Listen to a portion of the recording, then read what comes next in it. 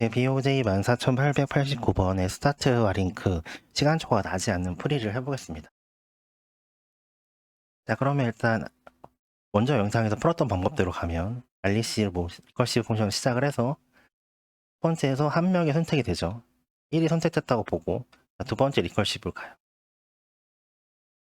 2번 1이나 2랑 생기기 너무 똑같네요. 두 번째 리커시브 2가 결정이 됐죠. 자, 세 번째 이제 리커시브를 가죠. 4명을 선택을 해야 되니까 3이 결정이 돼요. 네 번째 리커시브 단계로 갑니다. 4가 결정이 되죠. 자, 이제 우리는 1 이렇게 알았어. 이제 1, 2, 3, 4로 한번 팀을 짜보자 이렇게 알았죠. 자, 여기서 우리가 생각할 문제가 뭐냐면 이 리커시브 3번까지 꼭 가야 되느냐. 저부터 얘기 드리면 아닙니다. 왜? 4명이 선수잖아요. 4명이 선수 후보란 말이에요. 팀에 들어갈 수 있는 선수들, 선수 후보가 아니지. 그러면 2명을 결정했잖아요. 그러면 2명은 결정이 되는 거예요, 이미. 2명을 결정함에 따라서 왜 4명에서 2명을 빼면 나머지 팀에 2명이 나오는 거죠. 이 문제는 스타트 팀과 링크 팀의 능력을 다 계산했을 때 어떤 최소값이 뭔지 알아보자는 거예요. 따라서 이 양쪽 팀의 멤버가 서로 바뀌어서 반대가 됐다고 해도 값은 똑같습니다. 결과값은. 교환이 성립하죠. 교환 법칙이. 따라서 우리는 전체 4명 중에 2명만 알면 돼요. 즉 3번까지 갈 필요가 없어요. 1, 2번만 알면 나는 이걸로 만족하는 거예요. 왜? 3, 4번은 당연히 따라오는 거. 1, 2번은 안 했으니까 이게 이 문제의 첫 번째 이제 시간 초과를 나지 않기 위해서 우리가 해야 될 첫 번째 일입니다. 자, 두 번째. 그리고 이 문제를 보면 한 가지 또 실수할 수 있게끔 뭔가 함정을 파놓은 게 능력치 S라고 할 때 S1, 2하고 S2라고 다르대요. 왠지 순서가 있는 것 같다는 느낌이 듭니다. 이거 때문에. 하지만 잘 보세요. 능력치 합을 구하는 거잖아요. 그러면 S12 더하기 S21은 이렇게 되는 거겠죠. 그럼 반대로 이거랑 S21 더하기 S12가 결과가 다른가요? 똑같습니다. 더하기이기 때문에 교환 법칙이 성립해요. 따라서 이는 팀이 어떻게 나뉘느냐, 팀 대 팀으로 스타트 팀과 링크 팀이 나뉘느냐지 이 팀 안에서의 순서는 존재하지 않습니다. 1이거나 2, 1이거나 결과가 같기 때문에 우리는 이거 둘 중에 하나만 계산하면 돼요. 이게 이 문제를 푸는데 이제 포인트입니다. 그러면 그렇다고 여기서 이제 어떻게 해요? 4개 중에 이게 기억이 안 나네. 4CR이었나? NCR이었나? 뭐 하여튼 해서 이 조합을 구하는 거를 코딩을 한다. 항상 얘기했죠. 이렇게 하는 거 아니라고. 최대한 단순하게 코딩해야 됩니다. 왜? 디버깅을 하기 위해서. 디버깅을 빨리 하기 위해서. 왜? 시간 안에 문제를 풀어야 되니까. 그러면 기존에 어떤 우리가 만들어 왔던 리커시브 구조를 버릴 필요가 없어요. 그냥 첫 번째, 그럼 리커시브 디자인을 해봅시다. 그러면 두 가지가 있어야 되는데, 첫 번째, 일단 뎁스가 하나 있어야 돼요.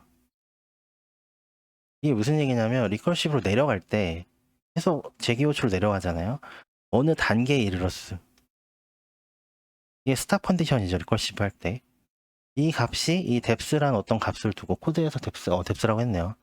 이 뎁스라는 게 같으면 여기서 앞선 영상에서 능력치를 계산한 함수를 돌려서 리턴하면 됩니다.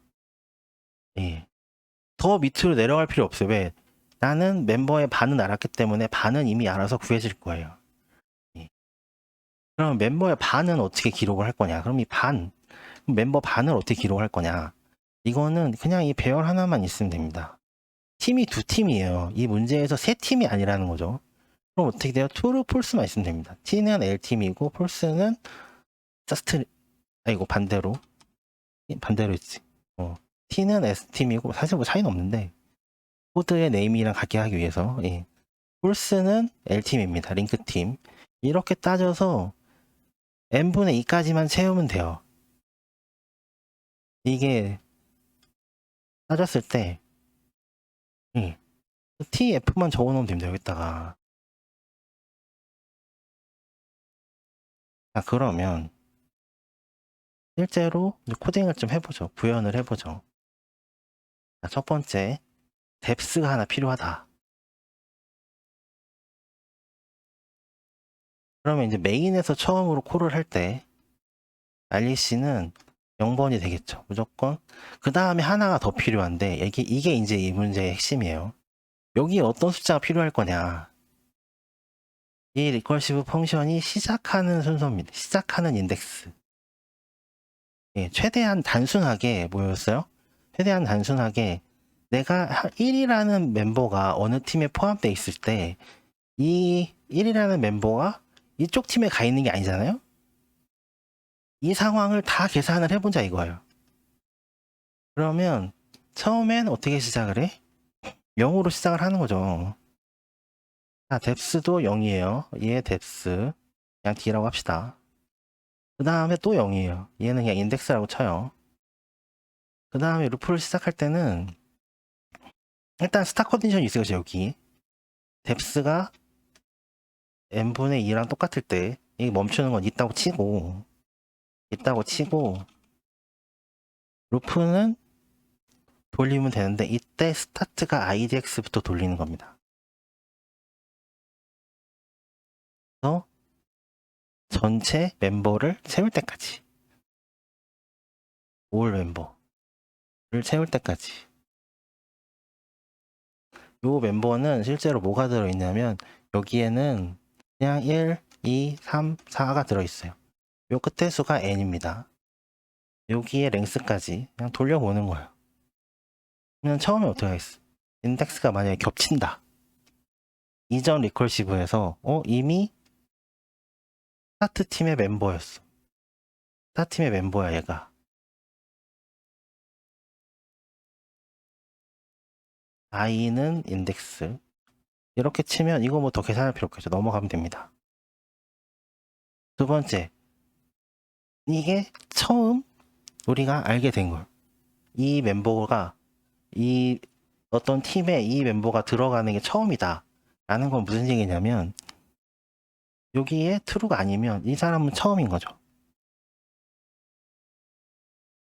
여기에 i에 이제 1을 넣어주고 한번 리컬시브를 또 들어가는 겁니다. 근데 이제 뎁스 1이 들어가는 거는 여기에 뎁스 1은 이제 이 뎁스는 여기 스타 컨디션이 있는 거예요.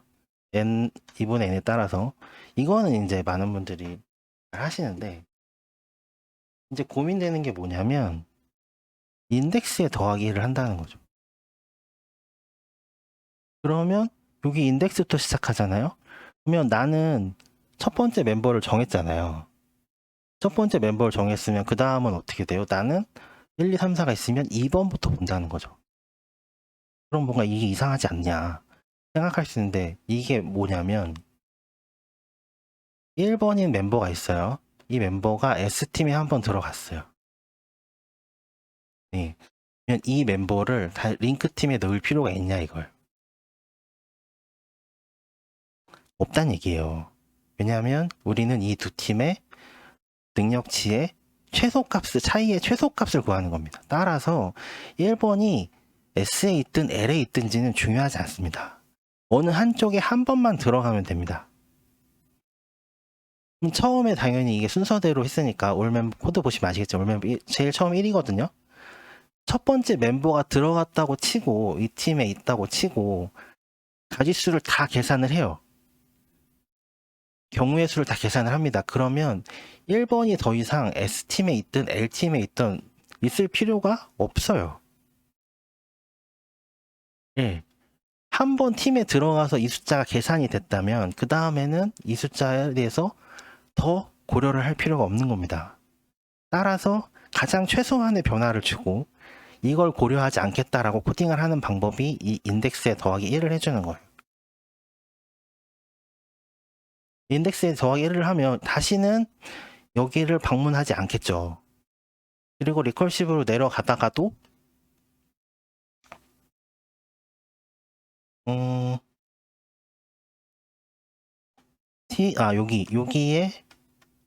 여기에 다시 i를 f를 해주면 이제 순서대로 모든 경우의 수를 다 만날 수 있겠죠. 요걸 빼먹었네요. 이렇게 코드를 디자인을 하면 요 한 면, 1변이 한쪽에 있다는 거를 다 처리를 한 다음에 그 다음에 리커시브로 들어갔을 때는 이 1번을 이제 고려하지 않은 채로 리커시브로 계산을 하게 되는 거죠. 그래서 요렇게 문제를 풀면 시간 안에 시간초가 나오지 않고 이 문제의 답을 구할 수 있습니다.